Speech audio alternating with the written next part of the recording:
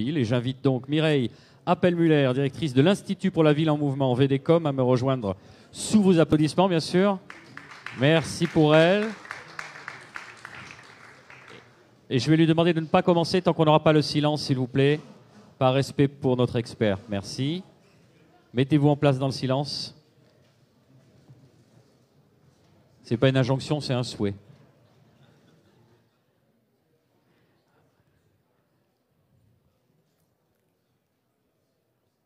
Il y a des places devant, n'hésitez pas.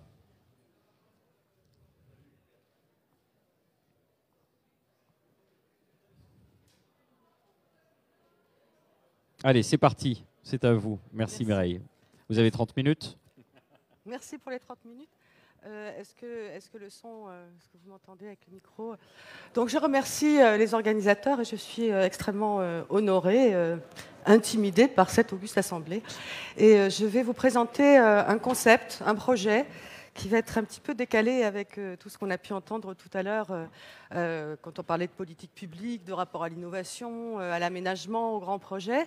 C'est sous ce titre un peu étrange, les hyperlieux mobiles, la conception d'un concept pour penser un bouleversement dans nos pratiques mobiles liées à ces grandes mutations qui sont à l'œuvre aujourd'hui, l'hyperconnectivité et puis l'arrivée annoncée du véhicule autonome dont vous avez évidemment entendu parler. Alors, quelques mots sur l'Institut que je dirige, qui est l'Institut pour la ville en mouvement, qui est un organisme qui a été créé il y a à peu près une vingtaine d'années, dont l'objectif était de réfléchir sur les mobilités au-delà du transport. Là, je vous ai parlé de lieux mobiles au-delà du véhicule autonome. L'idée étant que les mobilités, ce terme est souvent un abus de langage. On parle de mobilité parce que c'est plus élégant que le mot transport. Les mobilités, ce n'est pas seulement le mode de transport qu'on utilise et la voirie ou l'infrastructure qui vient l'accueillir, mais c'est un sujet de société qui implique toute une série de choses. Ça a été évoqué tout à l'heure. On ne peut pas penser à un aménagement urbain sans penser les moyens de s'y rendre, sans penser aussi la qualité des lieux dans lesquels ce mouvement se déploie.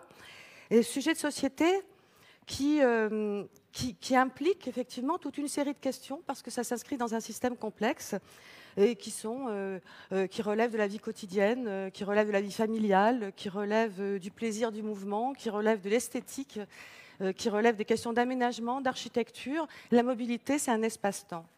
Et les travaux que nous réalisons depuis maintenant une vingtaine d'années visent à regarder justement tous ces enjeux des sociétés hyper modernes, de nos villes dispersées, qui ont des modèles extrêmement divers. On a entendu parler de Nice, il y a un centre à Nice, et puis jusque dans les sommets du Mercantour, des villages, des zones d'habitat dispersées, ce n'est pas la même ville. C'est pas la même ville en termes de mobilité, en termes d'organisation de la vie, jusqu'aux activités périurbaines, périscolaires de nos enfants. Donc nous, on travaille sur le rapport entre mode de vie et mobilité, sur la manière dont les individus font des arbitrages entre leur habitat, les besoins de transport, l'organisation aussi de leur consommation, de leurs loisirs, partant du principe que la mobilité est un droit générique, parce qu'il conditionne l'accès aux droits fondamentaux que sont le logement, la santé, l'éducation, la culture, etc. Et puis c'est aussi, comme je le disais, une question de lieu et de temps, parce que c'est de l'espace-temps. Ça n'est pas le transport ou la mobilité, une question d'ingénieur. C'est aussi un challenge pour les architectes, les paysagistes, pour les aménageurs en général, penser les espaces du mouvement comme des lieux de la ville, comme des espaces publics qui ont des qualités et des fonctions diverses. Ça va de la gare, de l'arrêt de bus, en passant par le petit passage, jusqu'à la grande voirie, jusqu'où imaginer des routes habitables, au sens qu'elles soient des espaces d'activité et de vie sociale. Et puis, c'est une question d'organisation, c'est une question de gouvernance, c'est une question politique, c'est une question d'innovation technique. Et c'est là que cette question des activités et services nous a intéressés quand on a souhaité travailler sur les hyperlieux mobiles, d'autant plus qu'aujourd'hui, nous sommes partie prenante de l'Institut VDCOM, qui est un institut dit de la transition énergétique dans le cadre des programmes d'investissement d'avenir du gouvernement français qui vise à rapprocher la recherche-développement des entreprises de la recherche académique pour produire de l'innovation, de la plus-value pour notre pays. Donc VDCOM, c'est le véhicule décarboné et sa mobilité. C'est travailler pour inventer le véhicule autonome de demain, pour penser les nouvelles énergies sur lesquelles il s'appuiera, pour penser aussi la connectivité, les interfaces avec les infrastructures et plus largement les usages et les systèmes de mobilité. Donc, quand nous avons intégré cet institut VDCOM, notre sujet a été de dire, mais au fond, on va un petit peu bousculer cette approche techno, par l'objet, en disant, mais au fond, l'innovation technique, c'est d'abord un objet social qui s'inscrit dans un monde qui existe, qui peut résister d'ailleurs, et qui s'inscrit aussi dans des interactions avec d'autres systèmes. Alors, si on peut revenir sur ma présentation, qui ne marche plus. Alors donc, on va essayer, peut-être que ça va revenir. Non. Le véhicule autonome, voilà. L'idée, c'est que le véhicule autonome connecté, ce n'est pas seulement un robot à la place du conducteur. On nous dit, en fait, on va économiser de la charge sociale, on va virer les chauffeurs de nos navettes, de nos autobus. Et puis, au fond, on va optimiser les systèmes. C'est un petit peu le discours qu'on entend sur le véhicule autonome. Et nous, on est parti d'une autre hypothèse, c'est que justement, un objet technique, puisque c'est un objet social, il peut aussi être détourné de ses usages et il peut aussi fabriquer de nouvelles manières de faire, de nouveaux usages, de nouvelles pratiques sociales, voire même une nouvelle culture de la mobilité. Donc, nous avons décidé de travailler sur un sujet qui n'est pas exploré. J'aimerais bien continuer sur mon PowerPoint, qui n'est pas exploré, qui est finalement ce troisième champ. Quand on parle de mobilité ou de transport, on parle de mobilité des personnes, on parle de mobilité des biens.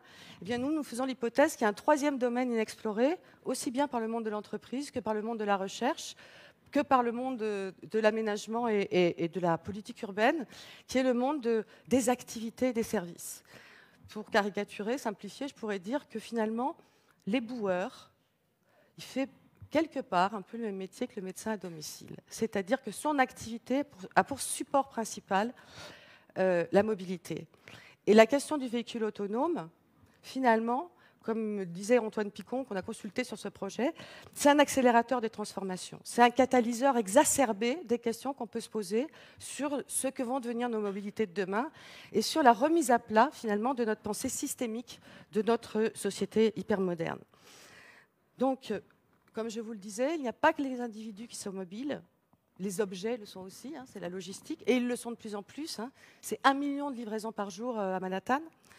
Mais les activités aussi, et ces activités, elles constituent un domaine impensé, on vient de le voir, pas étudié, alors qu'elles sont partout, déjà dans le monde et sans attendre, constitutives de nos modes de vie, dans tout type de territoire, des plus urbanisés aux moins denses, et nous faisons l'hypothèse qu'elles le seront dans le futur plus encore. C'est le food truck, évidemment, qui est l'arbre qui cache la forêt, mais c'est aussi, depuis toujours, des marchés mobiles dans des villes américaines aux USA. C'est Marie Curie, et là on voit le rapport à la technologie, qui invente le cabinet de radiographie mobile pour soigner sur les champs de bataille les soldats de la guerre de 14-18. C'est les bibliobus, que tout le monde a déjà vu et qui existent depuis très longtemps. C'est donc toute une série d'activités qui appartiennent au passé, mais dont nous avons vérifié dans le cadre d'un programme de recherche internationale sur tous les continents, parce qu'on a fait une enquête d'observation sur toutes ces sortes d'activités mobiles, qu'elles se déploient et qu'elles sont de plus en plus... Elles sont effectivement loin, très loin même, d'appartenir au passé. Donc ce ne sont pas des cas isolés, nous les avons explorés, plus de 600 situations, plus de 600 activités mobiles un peu partout dans le monde, et puis on est allé regarder aussi sur ce que racontent les entreprises. Et là, par exemple, c'est Toyota qui présente au Salon de Las Vegas ce qu'ils appellent la ville à la demande. C'est-à-dire qu'ils ont déployé tout leur concept de véhicules autonomes comme des espèces de châssis qui vont abriter toutes sortes d'activités qui vont de l'hôpital, du bureau mobile, de l'épicerie, de la pizzeria, du Fab Lab, etc. Et aujourd'hui, on voit arriver des acteurs nouveaux qui vont nous expliquer qu'ils vont faire une ville de demain mobile. Alors ça n'étonne pas les architectes. Ils se rappellent des walking cities, des plug-in cities, d'une espèce de rêve comme ça, d'une ville qui marche. Le cinéma et nos imaginaires en est plein. Mais on voit qu'il se passe quelque chose dans le monde du développement et de l'innovation technologique. même des gens comme Ikea commencent à financer dans leur laboratoire d'innovation du mobilier ou des objets mobiles qui seraient déjà l'infirmerie, le salon de coiffure, etc. Et en font un concept. Alors, c'est un petit peu exagéré, mais ça nous permet quand même, cette vision un peu exacerbée, de regarder des phénomènes qui ne sont pas des tendances faibles, mais qui sont des phénomènes invisibles parce que pas nommés et parce que pas regardés. Alors, petit point sur ce qu'on appelle les activités mobiles, c'est l'activité dans la mobilité et le support. C'est-à-dire qu'on n'est pas d'abord mobile, c'est l'activité. Avec tout type de véhicules. On a trouvé des vélos, des bus, des bateaux, des trains qui traversent la Sibérie ou l'Inde et qui sont des hôpitaux mobiles auxquels viennent se rapprocher les gens pour se faire soigner, etc. C'est des petits objets, on commence à penser des espèces de robots aussi qui se baladent dans l'espace public, dans l'espace urbain. C'est la poste qui fait de la poste mobile parce qu'il n'y a plus de bureaux de poste dans les campagnes et dans les villages. Et ça concerne effectivement tous les secteurs. On a trouvé ça dans le commerce, dans le social, dans l'humanitaire, dans l'industrie, dans la santé. On a beaucoup parlé de la santé. Il y a un secteur qui se développe énormément. On est capable de faire aujourd'hui des hôpitaux mobiles qui peuvent se déplacer et proposer des services de très grande qualité. Dans l'éducation, c'est des écoles mobiles qu'on trouve partout dans le monde, en particulier en Amérique latine, mais c'est aussi les grandes entreprises de l'informatique, de la connectique, qui font des formations en autobus à l'informatique dans certaines zones. Et puis, on a eu tendance toujours à penser qu'en fait, c'est l'épicier de nos campagnes. C'est la version dégradée de l'hypermarché ou du supermarché dans lequel on ne peut pas aller. Eh bien, on va trouver ça chez les plus riches. Les plus riches le font. Et ils ont leur salle de cinéma dans leur jet privé. Et ils ont une espèce de deuxième appartement dans le jet privé. C'est des rêves aussi de villes offshore, des villes sur l'eau. C'est construit à côté de Dubaï, en Afrique, au large du Sénégal. On a ce fantasme-là. Et là, il est très chic au centre de Manhattan ou de Montréal de se faire épiler les jambes dans un camion aménagé, comme la coiffeuse des campagnes venait jusque chez les personnes autrefois.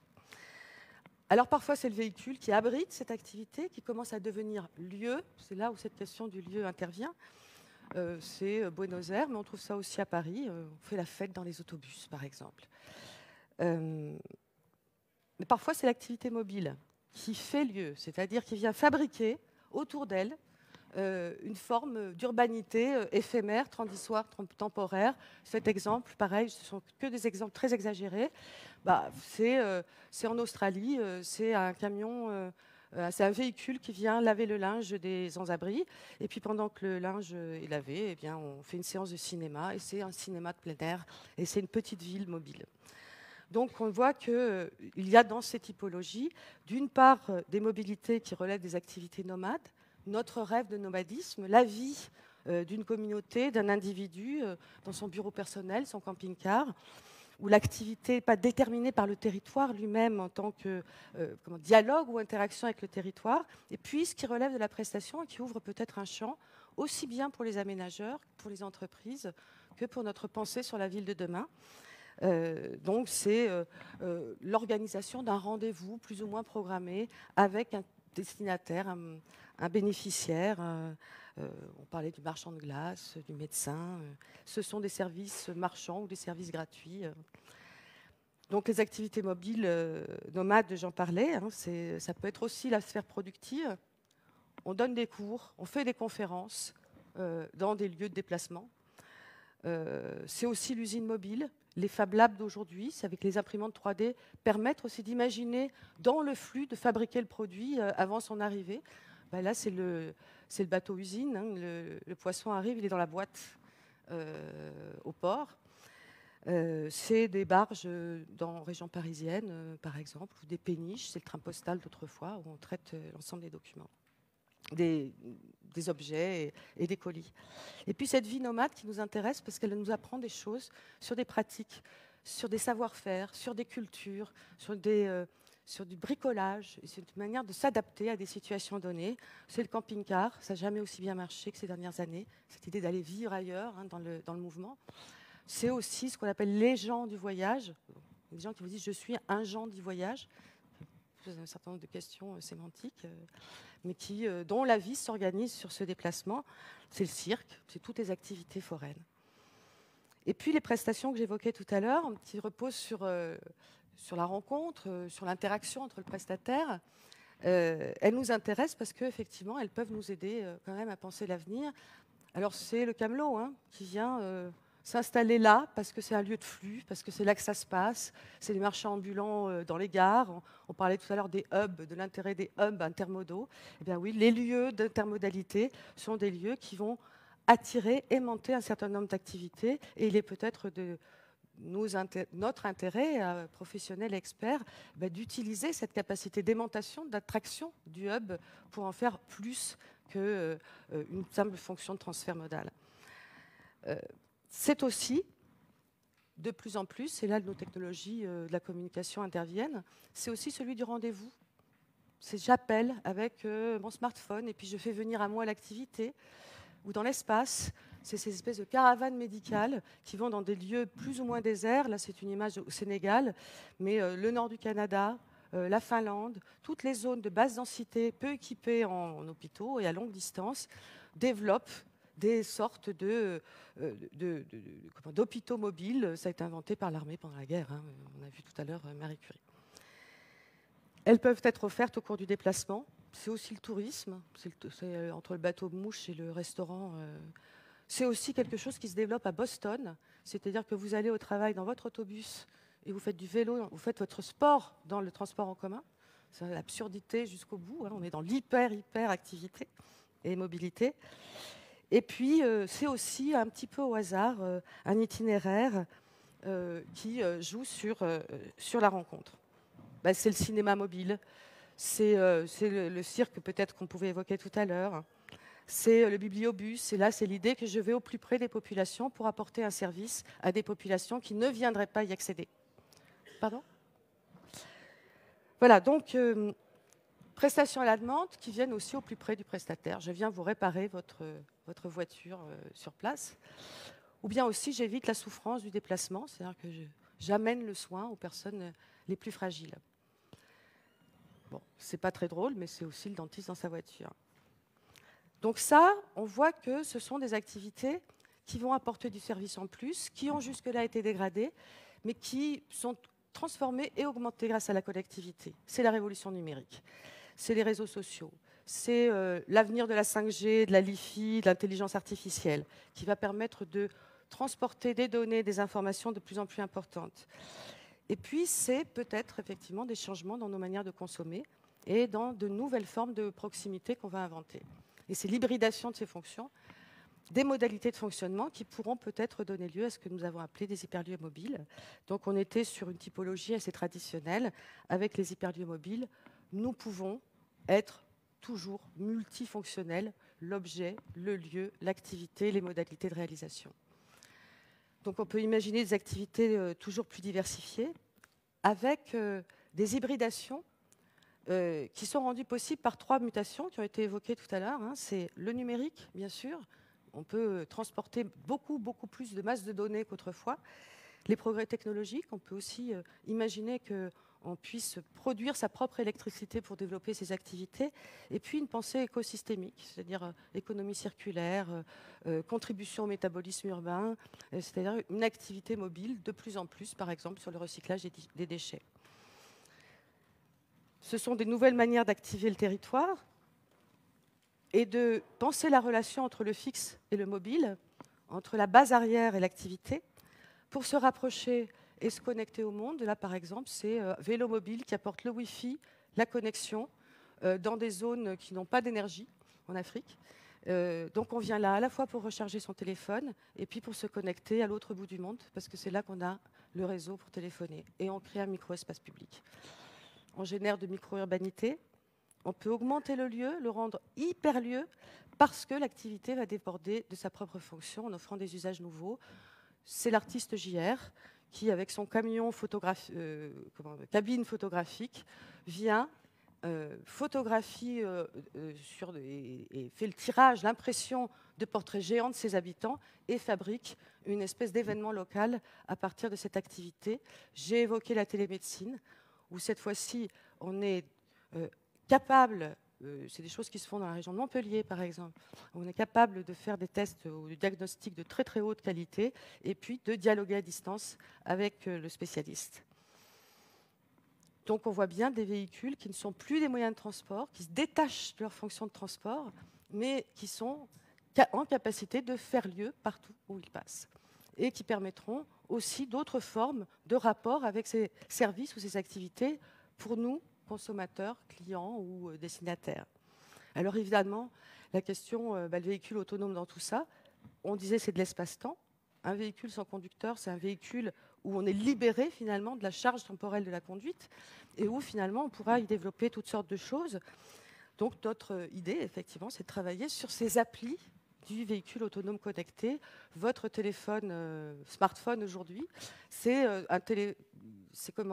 un téléphone amélioré dans sa conception.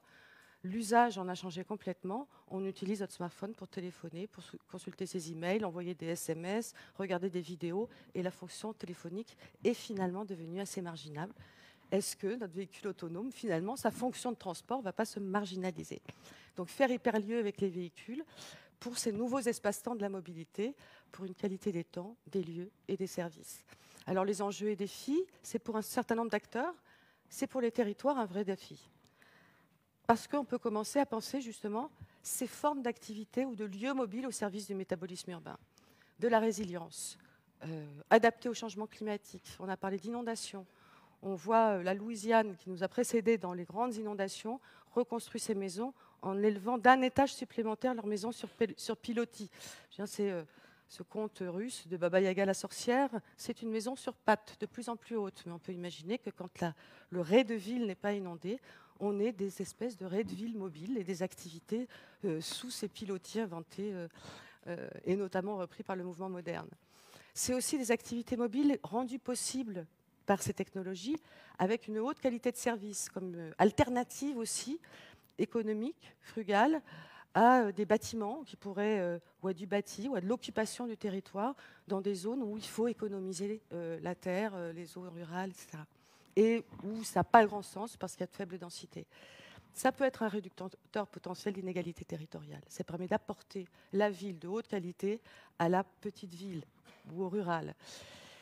Et on peut, avec ça, utiliser aussi ce type d'activité mobile comme un outil pour ce qu'on appelle l'urbanisme transitoire ou l'urbanisme éphémère, fabriquer des morceaux de ville, les tester, ou bien même fabriquer des morceaux de ville selon les temporalités ou les saisons.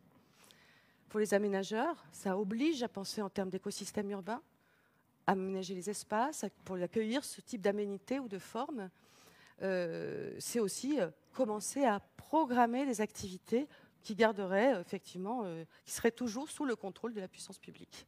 Pour le design, il y a un sujet, c'est que nos objets vont changer. Nos objets vont changer, nos flux vont changer, les espaces pour les accueillir vont changer. L'exemple à Pékin ou à Shanghai, c'est le type qui livre ses colis sur le trottoir. Microsoft et Amazon viennent de déposer des brevets pour livrer en mouvement les colis sur l'autoroute par drone sur votre véhicule en déplacement. C'est-à-dire qu'on est dans un peu un délire de déplacement perpétuel. Eh bien, il faut dessiner les points d'ancrage, il faut fixer les limites et il faut aussi repenser la forme de ces véhicules. C'est un enjeu pour les constructeurs, on l'a vu, c'est un enjeu pour le design, c'est un enjeu pour l'ensemble de la société. C'est-à-dire, quelle est la part de l'espace-temps que nous avons envie de donner à l'activité commerciale, notre temps de cerveau disponible, comme on dit. C'est un grand sujet. Et la question de la défense de ce droit d'user librement du temps de cerveau. Et puis, c'est un enjeu économique. On pourrait même parler de mobilité 3.0, enfin de business model 3.0, c'est-à-dire comment penser des petits systèmes économiques, agiles, de l'auto-entreprise, etc. Et en même temps, c'est un enjeu parce que ça demande de la régulation, ça demande de réfléchir en termes de droit du travail, de formation à de nouveaux métiers et de régulation en termes d'espace public. Donc ces choses, elles sont en train d'arriver, elles paraissent complètement de science-fiction, le véhicule autonome était un prétexte, parce que nous n'en avons pas besoin pour faire de l'hyperlieu mobile, mais il y a quelque chose qui se développe sur nos territoires et dans nos villes, qui sont justement ces activités qui font que souvent les élus doivent arbitrer entre l'activité mobile qui vient se garer sur un trottoir devant une boutique fixe. Il y a beaucoup de conflits d'usage. Il va falloir penser, raisonner, anticiper et peut-être imaginer comment utiliser ce type d'activité qui se déploie. Il faudra penser aussi en termes d'exclusion, d'illettrisme, on parle aussi d'électronisme, donc gérer le licite et l'illicite, les conflits, la surexploitation d'un espace de la voirie, espace du trottoir, peut-on plugger ces activités sur les trottoirs, avec tout ce que ça implique en termes de privatisation de l'espace public. Voilà, donc quelques éléments de réflexion pour penser peut-être des étapes de l'éco-vallée de Nice. Nous, désormais, nous allons, avec un certain nombre de partenaires, dans la ville de Rouen, la ville de Montpellier, tester des démonstrateurs de lieux mobiles pour faire hyperlieu dans la ville. Merci. Merci beaucoup, Mireille, pour votre expertise. Est-ce qu'il y a des questions ?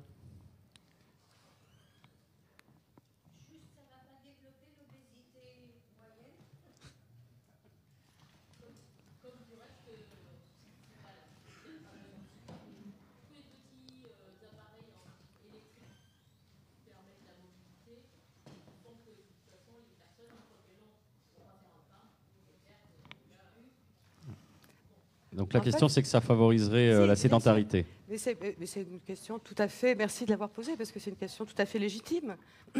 Dès lors qu'on on augmente nos propres capacités, effectivement, j'allais dire, il y a le côté obscur de la force et puis la lumière. C'est à nous de savoir gérer ce genre de choses. En même temps qu'on s'inquiète pour notre santé, où on n'a jamais autant utilisé les applis de marche, de l'attention au sport, etc. En même temps, on s'économise sur un certain nombre d'activités. En général, ceux qui en seront, je veux dire, l'obésité est une question sociale. C'est-à-dire, on voit que c'est un des marqueurs de nos différences sociales et des inégalités. Donc, je ne sais pas si c'est l'objet qui va causer l'obésité, sinon notre manière de contrôler et d'arbitrer et d'intégrer ces nouveaux objets dans notre système de vie. Tout à fait. Merci à vous. On fait une petite pause technique d'1 minute. On se retrouve dans quelques instants avec Jean-Jacques Ayagon.